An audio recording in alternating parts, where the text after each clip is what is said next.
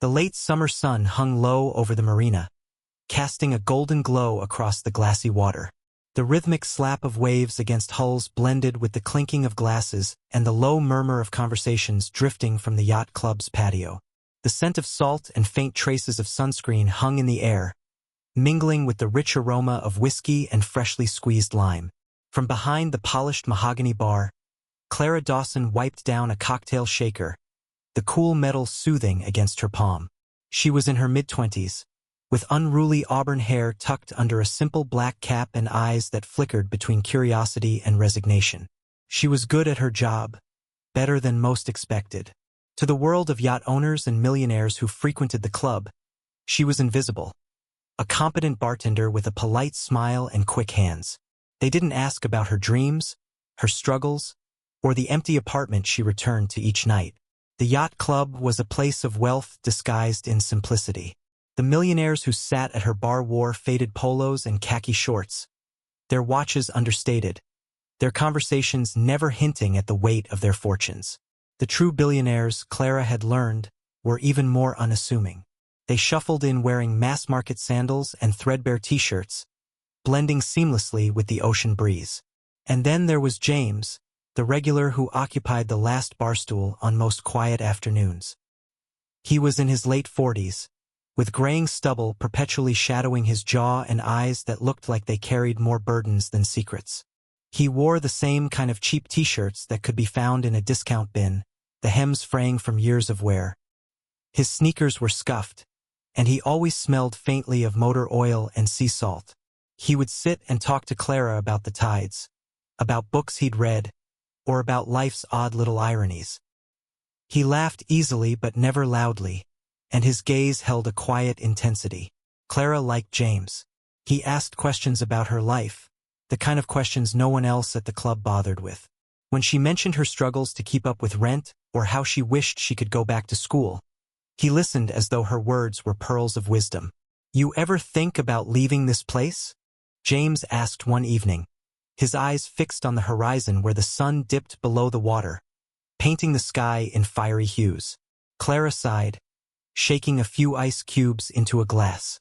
"Every day. But leaving costs money." James nodded, his fingers tracing patterns on the rim of his empty glass. "Sometimes staying costs more." She paused, his words lingering in the air like the taste of salt on her lips.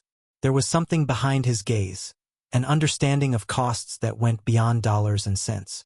The hum of conversation around them faded into the background. Clara looked at James, studying the deep lines around his eyes, the worn fabric of his shirt. He blended in here, just another man lost in thought. But something about him felt out of place, like he belonged somewhere else, somewhere larger. "Another drink?" she asked, breaking the quiet spell. James shook his head, a soft smile playing on his lips. "No thanks. Just needed a place to sit for a while." He stood, stretching, the joints in his back crackling like old wood. "Take care, Clara," he said, tossing a few crumpled bills onto the bar. She watched him walk away, his figure silhouetted against the fading light.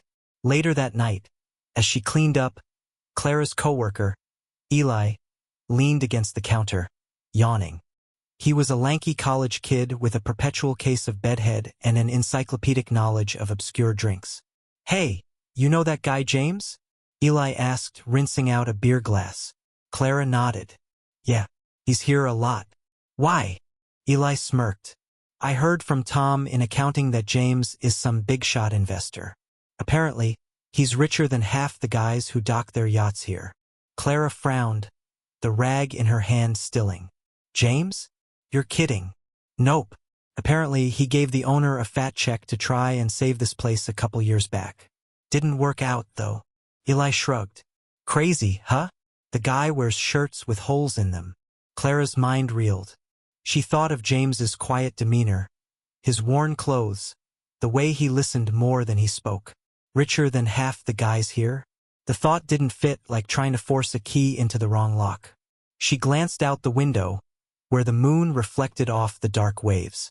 For a moment, she saw James's silhouette in her mind's eye, standing alone by the water, staring into the vast expanse. What did it mean to have everything yet choose simplicity? To be surrounded by wealth and pretense but cling to authenticity? Clara's own life felt like a constant fight for survival. To think that someone who had already won that fight still carried the weight of unseen battles unsettled her. She shook the thought away, stacking the last of the glasses. James was just a man, she told herself. A man with his own secrets like everyone else. But a whisper of doubt curled in her mind. Something about his story felt unfinished, like pages torn from the middle of a book. As she turned off the lights and locked the doors, she didn't know that James's story would soon become tangled with her own. That fate had already set the wheels in motion. And that the truth, when it revealed itself, would change everything. The late summer sun had faded into a twilight haze as Clara pulled the metal shutters down over the bar's windows. The yacht club was quieter than usual tonight, a few scattered patrons lingering on the patio, their laughter carried away by the salty breeze. She was about to turn the lock when a familiar, gravelly voice stopped her. "Mind if I grab one more drink before you close?" She turned to see James standing there, his silhouette softened by the dim light. His fraying t-shirt and scuffed sneakers were the same as always, but tonight, there was a tightness around his eyes, a weight that hadn't been there before. "Sure," Clara said, pushing the shutter back up. "Come on in." James stepped inside, the soft glow of the bar lights highlighting the lines on his face. He sat on the last bar stool, his usual spot, and tapped the counter lightly with his fingers. Clara poured him a whiskey, neat, and set it in front of him. "Rough night?" she asked gently. He took a sip, the amber liquid catching the light. "Something like that." They fell into a familiar silence. The hum of the refrigerator and the distant lapping of waves filled the space between them. James stared into his glass, his eyes reflecting things unsaid. "Do you ever feel like you're running out of time?" he asked suddenly, his voice low and strained. Clara paused, the question settling in her chest. "Every day," she replied. "Why do you ask?" He exhaled slowly, his shoulders slumping. "Sometimes I wonder if I made the right choices, if I've built anything that really matters." She frowned, confused. "What do you mean? You're—" She stopped herself, remembering Eli's revelation. "You're rich. You've built more than most of us ever will." James looked up, his eyes searching hers. What if having everything means having nothing that's real? The question hung in the air, heavier than the scent of whiskey and salt. Clara didn't know how to answer. She had spent her whole life chasing stability, thinking that money was the key to freedom. But here was a man who had the wealth she dreamed of, yet he looked like he was drowning. Before she could say anything, the door swung open with a jingle, and two men walked in. They were dressed simply, but something about their presence was sharp, like blades hidden beneath fabric. "James," one of them said, his voice cold and precise. "We need to talk." Clara's stomach tightened. She stepped back, her fingers gripping the edge of the counter. James's jaw clenched, and he turned to face the men, his eyes wary. "I told you I'm done," James said quietly. One of the men smirked. "You don't get to be done. Not when there's still unfinished business." James's hand tightened around his glass, his knuckles white. Clara's heart pounded in her chest. She had never seen him like this, cornered, vulnerable. "Look," James said, his voice controlled. "I gave you what you needed. I kept my end of the deal." The taller man leaned in, his eyes narrowing. "And now it's time to keep ours." Clara's mind raced. What deal? Who were these men? The air in the room felt thin, like all the oxygen had been sucked out. "You should leave," James said to her, his voice low. "I'm not leaving you here with them," she shot back. One of the men chuckled. "Oh, she's got spirit. Does she know who you really are, James? Does she know what you've done?" Clara's breath caught. She looked at James, her eyes pleading for an explanation. He met her gaze, and for the first time she saw fear. "Please," he whispered. "Go." But before she could move, the taller man spoke again. "You think you can hide forever? That you can play the part of the humble drifter while the rest of us pay for your mistakes?" Clara's mind reeled. The richest man here. The man who saved the club. The man with secrets. It all swirled together, fragments of a puzzle she hadn't realized she was piecing together. The men stepped back, their message delivered.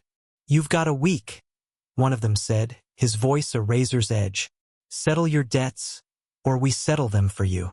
They walked out, the door closing behind them with a finality that made Clara shiver. The silence left behind was deafening. James exhaled shakily and set the glass down, his hand trembling. He looked at Clara, guilt etched into every line of his face. "I'm sorry you saw that," he said. "What's going on, James?" she asked, her voice shaking. "Who are those men?" He ran a hand through his graying hair. "It's a long story. I've got time." He laughed bitterly. "I don't." She crossed her arms, anger rising to the surface. "You've been sitting here for 2 years, talking to me like we're friends, and now I find out you're in danger?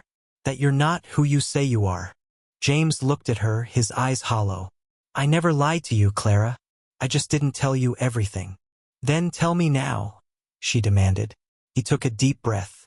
"I made my fortune in investments, but I made some bad deals along the way. Deals with people you don't walk away from. I thought I could escape it all, live simply, but the past has a way of catching up." Clara's mind spun. The man she thought she knew was unraveling before her eyes, revealing a life she couldn't have imagined. "What are you going to do?" she whispered. He looked at her, a sad smile on his lips.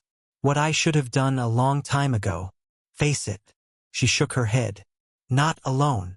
He reached across the bar and took her hand, his grip firm. "You don't have to be a part of this. I already am." For a moment, they held each other's gaze, 2 lives tangled by fate and secrets. Outside, the wind picked up, carrying the scent of the sea and the promise of a storm. And Clara knew, deep in her bones, that everything was about to change. The following morning, Clara found herself standing on the marina dock, the crisp air biting at her cheeks. The storm clouds from the night before had cleared, but the tension lingered like an approaching tide. She watched James as he adjusted the lines on an aging sailboat docked nearby. His movements were methodical, almost meditative, but there was an edge to them, like a man preparing for battle. "You're really going to face them?" Clara asked, breaking the silence. James didn't look up. "I don't have a choice. Running only delays the inevitable." Clara stepped closer, her sneakers scuffing against the weathered wood. "You don't have to do this alone." James finally turned to her, his expression a mixture of gratitude and sorrow. "Clara, you don't understand what these people are capable of. They're not going to just talk this out. Then we fight back," she said, her voice firm. He chuckled softly, shaking his head. "You're braver than you should be." "I'm also a bartender with nothing to lose," she countered, crossing her arms. "So, tell me the truth. What do they want?" James sighed, leaning against the boat's railing. "Years ago, I made a deal to keep a company I'd invested in from collapsing. It was a desperate move. The kind of people I borrowed from don't take losses lightly. I paid them back what I owed, every cent. But they've decided I'm more useful as an asset than a free man." Clara frowned. "So, they're extorting you?" "Something like that," he admitted. "They want me to funnel money into their ventures, no questions asked. I refused. And now, well, you saw what happens when you say no." Clara felt a surge of anger. "You've been sitting here for years, helping everyone else, and this is how they repay you?" James gave a small, rueful smile. "I thought I could hide in plain sight, be just another guy at the bar. But money has a way of casting a long shadow." That afternoon, Clara and James drove to meet the men who had confronted him. They parked at a secluded cafe on the outskirts of town, the kind of place where no one asked questions. James adjusted his fraying shirt, his hands steady despite the tension radiating off him. Inside, the 2 men from the previous night were waiting at a corner table. Their eyes narrowed as James and Clara approached. The taller of the 2 leaned back in his chair, a smirk playing on his lips. "Brought a friend," he said, his tone mocking. "She stays," James replied firmly, pulling out a chair for Clara. "Let's get this over with." The shorter man leaned forward, his voice low and dangerous. "It's simple, James. You work with us or we take everything you've got. Your money, your investments, this little life you've built for yourself." James didn't flinch. "I've already told you, no?" The taller man's smirk faded. "You think you're in a position to refuse?" "I think I've spent my whole life letting money control me," James said, his voice steady. "I'm done with that. If you want to ruin me, go ahead. Take it all. But you won't own me." Clara watched as the men exchanged a glance, their bravado faltering. James's words carried a conviction that couldn't be bought or threatened. It was a man reclaiming his life, piece by piece. The taller man stood, his chair scraping against the floor. "You've made your choice. Let's see how long you last." The two men walked out, their departure leaving a heavy silence in their wake. Clara exhaled, realizing she'd been holding her breath. "You did it," she said, her voice filled with awe. James shook his head. "This isn't over. But for the first time, I feel like I've won." That evening, they returned to the yacht club. James sat at his usual spot at the bar, but something about him had changed. He looked lighter, as though a weight he'd carried for years had finally been lifted. Clara poured him a drink and set it in front of him. "So, what now?" He smiled, the kind of smile that reached his eyes. "Now, I live my life on my terms." Clara nodded, a small smile of her own forming. "You know, you're not as mysterious as you think." He chuckled. "Maybe not, but I think I've finally figured out what matters." As the night deepened, the bar filled with familiar faces, their laughter and stories weaving together like the tides outside. For the first time in years, James felt like he was exactly where he belonged, not as a man hiding from his past, but as someone who had faced it head-on. And for Clara, the encounter with James had given her something she hadn't realized she needed, a reminder that even the most ordinary moments could lead to extraordinary truths. Sometimes, the richest lives weren't built on money, but on the courage to face the unknown and the strength to find your own way forward.